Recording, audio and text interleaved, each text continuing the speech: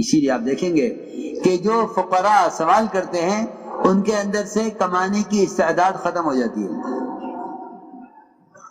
کیوں؟ کہ کمانے کی استعداد اس لیے ختم ہو جاتی ہے کہ سائل پر اللہ فقر کا دروازہ کھول دیتے ہیں. سائل پر، جی ہاں، یہ بہت ڈرنے کی بات ہے. سائل پر اللہ فقر کا دروازہ کھول دیتے ہیں.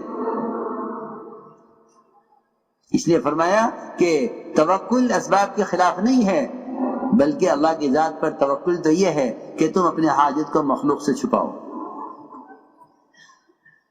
اپنی حاجت کو مخلوق سے چھپاؤ.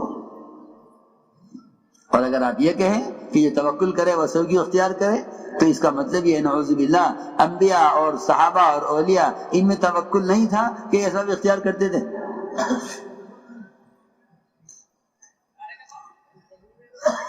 یہ اسباب اختیار کرتے تھے، ان میں توکل نہیں تھا. اس لیے یاد رکھو کہ توکل اسباب کے اختیار کرنا توکل کے خلاف نہیں، اسباب سے امید کرنا توکل کے خلاف ہے، کیونکہ اسباب اللہ کا غیر ہے اور توکل کا تعلق اللہ کی ذات سے ہے. ہاں، امید کوئی نہیں ہے سبب سے. تو علی رضی اللہ تعالیٰ عنہ نے 6 درہم دیے فقیر کو، پھر تجارت کی. گزر رہا تھا ایک اونٹ لے کر آدمی، ہاں بھائی اونٹ بیچو گے کہ ہاں بیچیں گے. کتنے کا ہے؟ کہ یہ اونٹ 120 درہم کا ہے، 120 کا اونٹ ہے. فرمایا ٹھیک ہے یہاں باندھ دو. باندھ دیا اس نے اونٹ. قیمت کہ قیمت پھر کر دیں گے. وہ زمانہ امانت کا زمانہ تھا. جی ہاں، لوگ پرائے اجنبیوں کو بھی مال دے دیا کرتے تھے، پیمنٹ ہو جائے گی، پیمنٹ ہو جائے گی. اچھا زمانہ تھا. سنو، بہت ضروری بات سنا رہا ہوں. اچھا زمانہ تھا، خیانت کا زمانہ نہیں تھا. زمانہ خیانت کا نہیں تھا. مسلمان سے لوگ معاملے اس لیے کرتے تھے کہ یہ اپنے ایمان کی وجہ سے دھوکہ نہیں دے گا. جی ہاں، لوگ سب کو چھوڑ کر مسلمان سے معاملہ کرتے تھے کہ اس کا ایمان ہے جو حق ادا کروائے گا، اور اس کا ایمان ہے جو خیانت نہیں کرنے دے گا. لوگ مسلمان سے معاملہ کرتے تھے. لیکن ایک صاحب نے ایک واقعہ سنایا، وہ یہی سنانے کا ہے. ایک واقعہ سنایا کہ ایک مسلمان تھا، اس کا ایک پڑوسی دوست تھا نصرانی. پڑوسی تھا تو تعلق تھا نصرانی سے، اور بہت پرانا تعلق.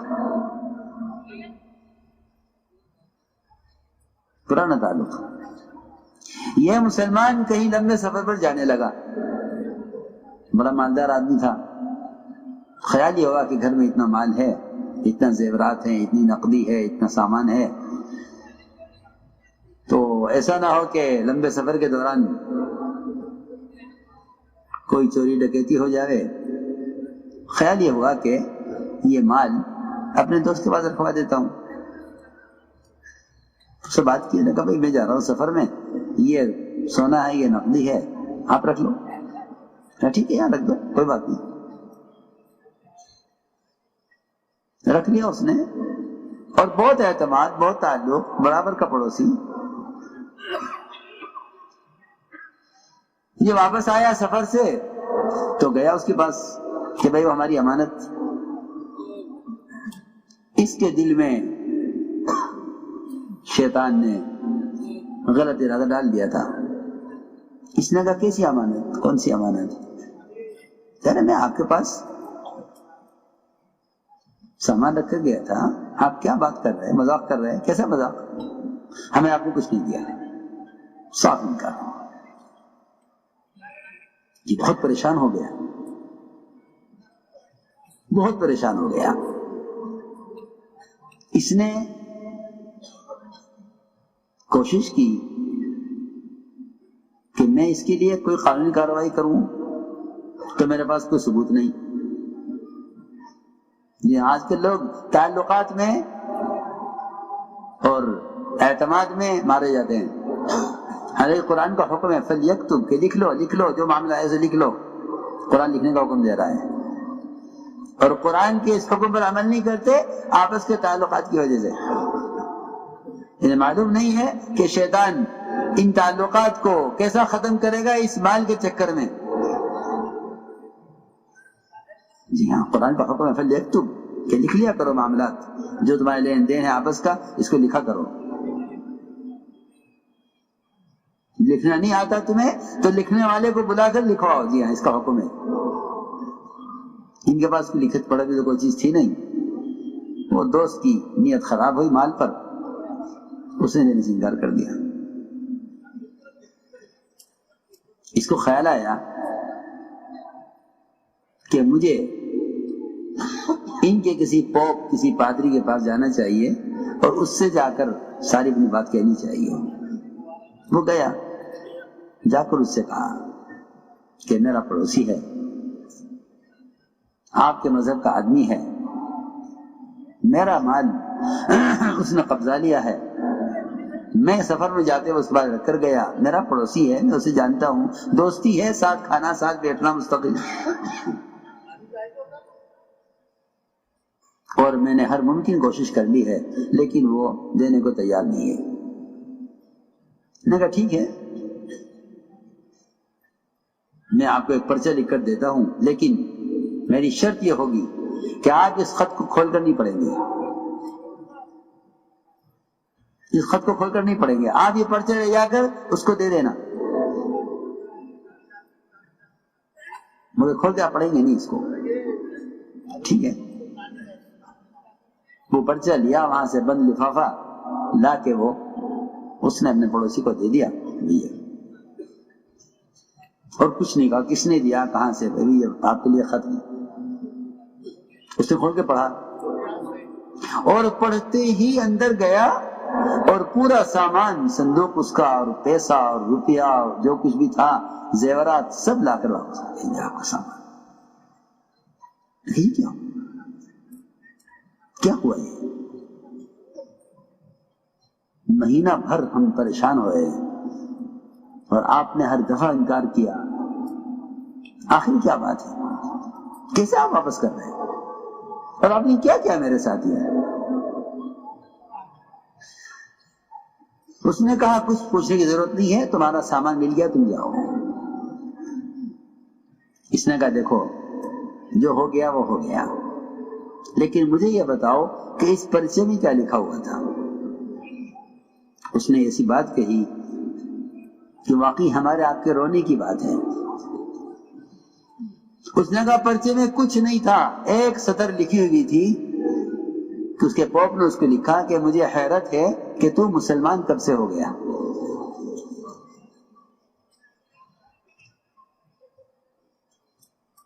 یہ بہت رونے کی بات ہے. اس کے پوپ نے لکھا اس میں خط میں صرف اتنا لکھا کہ تو نے اس کا حق دبایا ہے، اس کا مال چھپایا ہے، تو مسلمان کب سے ہو گیا؟ یہ کام تو مسلمان کرتے ہیں، تم تو نہیں کرتے. کہنے لگا کہ مجھے یہ بات برداشت نہیں ہوئی کہ میں کسی کا مال دبا کر مجھے مسلمان کہا جائے. اللہ اکبر. ایسا عجیب واقعہ صاحب نے سنایا کہ اس نے فوراً پیسہ لا کر زیور لا کر سب واپس کر دیا. کہنے کہ جی نہیں، یہ نہیں ہو سکتا کہ مجھے مسلمان کہا جائے. سنو، تو میں نے عرض کیا کہ ایک زمانہ وہ تھا امانت کا، اور کیونکہ آخرت سامنے تھی کہ اگر مار بھی لیا یہاں تو آخرت تو سامنے ہے، کیا ہوگا. میں نے کل بھی عرض کیا تھا کہ جو آدمی اپنی کوشش سے کسی کا حق مار بھی لے گا کہ وہاں قیامت میں اگر زمین قبضائی ہے تو زمین کی شکل میں قلادہ بنا کر اسے گلے میں ہوگی. اگر بھینس چرائی ہے تو بھینس اس کے گلے میں لٹکی ہوئی ہوگی, اور اگر بکری چرائی ہے تو بکری اپنی آواز کے ساتھ اسے گلے میں لٹکی ہوئی ہوگی. اگر گائے چرائی ہے تو گائے گلے میں لٹکی ہوئی ہوگی, گائے کی شکل میں. جی ہاں, اللہ دکھلائیں گے ساری مخلوق کو. یہاں تو جس کا حق مارا گیا وہ جانتا ہے میرا حق مارا گیا ہے. اللہ قیامت میں حقوق مارنے والوں کی کے جرم کو ساری مخلوق کے سامنے ظاہر کریں گے. سب دیکھیں گے کہ اس نے دنیا میں فلاں کا حق مارا ہے. اس لیے میرے دوستو عزیزوں, معاملات بڑی نازک چیز ہے, بڑی نازک چیز ہے. جی ہاں, معاملات بڑی نازک چیز ہے. چنانچہ علی رضی اللہ تعالی عنہ, اس کو میں کہہ رہا تھا کہ اعتماد کا زمانہ تھا. اس نے کہا ٹھیک ہے میں باندھ دیتا ہوں, قیمت دے دینا. ابھی یہ گیا تھا اونٹ کا مالک کہ اللہ لے کر آئے گاہک کو. اونٹ کس کا ہے؟ کیا بات ہے, ہمارا ہے. کیا بات ہے, اونٹ چاہیے. کتنے کا ہے؟ کہ 200 درہم کا ہے. 200 درہم میں اونٹ بیچا, 120 قیمت دی اونٹ والے کو, اور 60 درہم علی رضی اللہ عنہ گھر لے کر گئے. اور گھر جا کر یہ نہیں کہا, روایت میں ہے, گھر جا کر یہ نہیں کہا میں نے کیا اس طرح کی ہے, بلکہ گھر جا کر حضرت علی کی سب سے پہلی بات یہ ہے, ھذا ما وعدنا اللہ علی لسان نبیہ صلی اللہ علیہ وسلم, کہ یہ وہ وعدہ ہے جو اللہ نے ہم سے اپنے نبی کی زبان پر کیا تھا کہ تم ہمارے دین کے تقاضے پر 6 درہم خرچ کرو, ہم 60 تمہیں دنیا میں دیں گے. 10 گنا کا وعدہ دنیا میں ہے. ہاں, یہ ہے روایت میں. اسی میں کہہ رہا تھا کہ تعلیم کا مطلب یہ تھا کہ تم اسباب کی تردید کرو تعلیم کے ذریعے.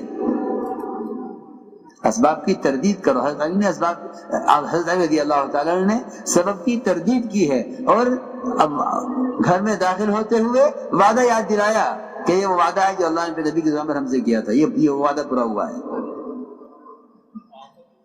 اس لیے ہم نے عرض کیا کہ ایمان کے بغیر وعدے پورے نہیں ہوتے. اور تیسری بات یہ ہے کہ ایمان کے بغیر اعمال پر اجر نہیں ملتا. اعمال پر جو اجر مرتب ہوگا وہ ایمان کے بقدر ہوگا. چوتھی بات یہ ہے کہ ایمان کے بغیر اعمال میں اخلاص بھی نہیں ہوتا. اس لیے عزیز دوستو, ایمان کو اس کی علامتوں میں غور کرو. ایمان کو اس کی علامتوں میں غور